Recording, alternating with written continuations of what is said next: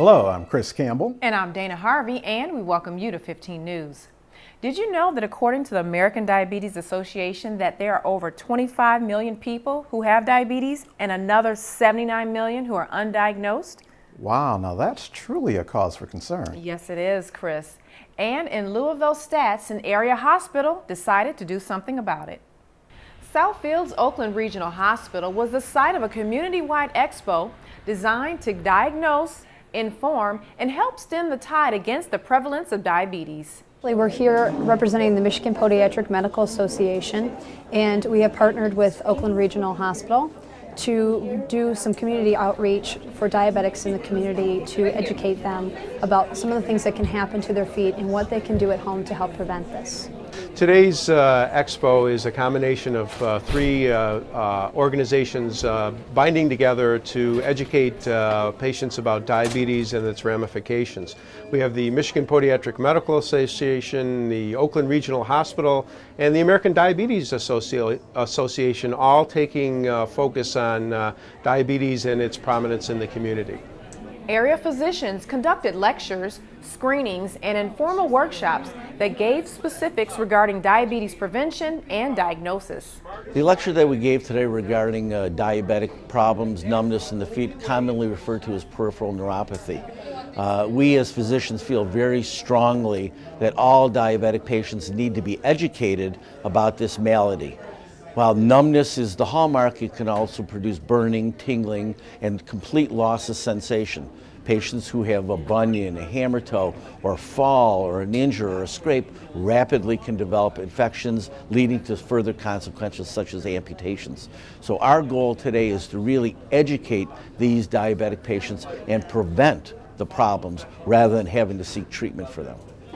During my lecture, what my goal was to educate them on some of the things that could happen, such as neuropathy or loss of sensation, or heightened sensation in the nerves in their feet, which can also happen in their hands, and then give them some ideas of things that they can do at home, such as making sure they check their feet every day for sores or red areas, make sure they check their shoes, make sure that they're moisturizing their feet because they're at higher risk for cracks and sores in their feet. Vendors from several medical organizations found it essential to have a presence at the expo. My role here today is to facilitate the community to bring awareness to diabetes and how peripheral neuropathy is very important case studies for most of the physicians that see patients here. We hope to accomplish reaching out to a variety of people within the community who are affected by diabetes, whether it is type 1 or type 2, and providing materials to them in hopes that they'll learn to better properly manage their disease, as well as learn to prevent diabetes, because it's really become quite an epidemic in our country. I'm a representative of Focus Pain Relief. It's a transdermal pain cream company, compounded pharmacy, located in Rochester, New York.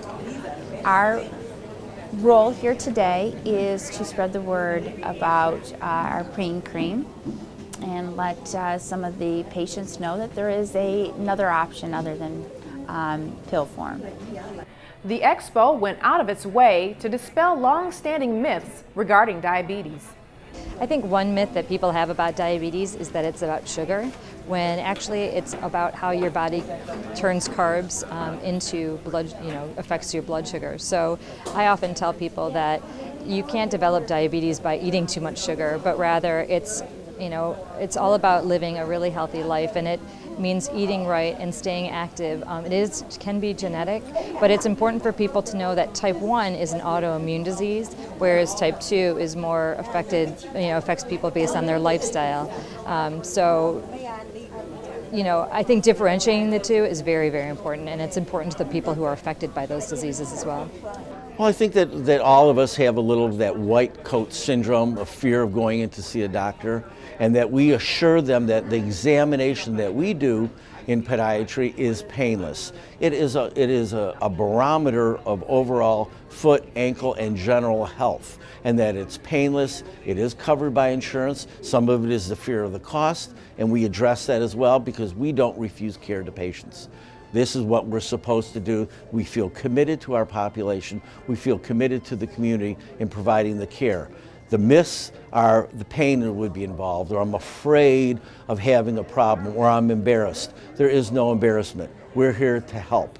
That's what we're trained to do. That's what we want to do. We'd rather see you beforehand rather than afterwards.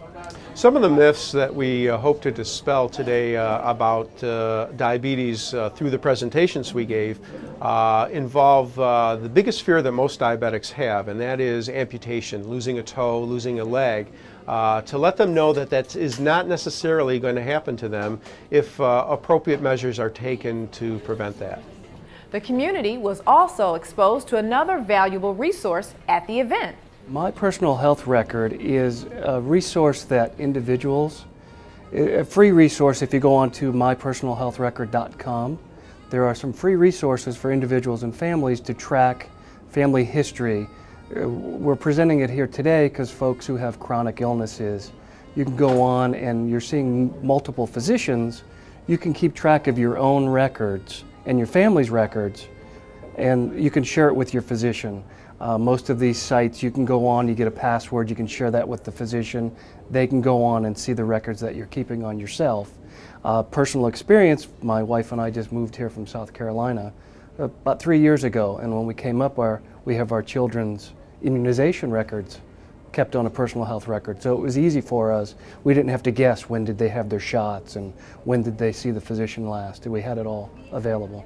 It lifts a big burden because if you're going into a physician, a lot of times I know I sit down with the clipboard and they're asking questions, when did I have this, when did I have this, and if you have the records and you're maintaining those, it's a lot easier. So you don't have to worry about, did I have it in 2008 or 2009? You know exactly when you had tests and what the results were, and you can share that with each of your physicians.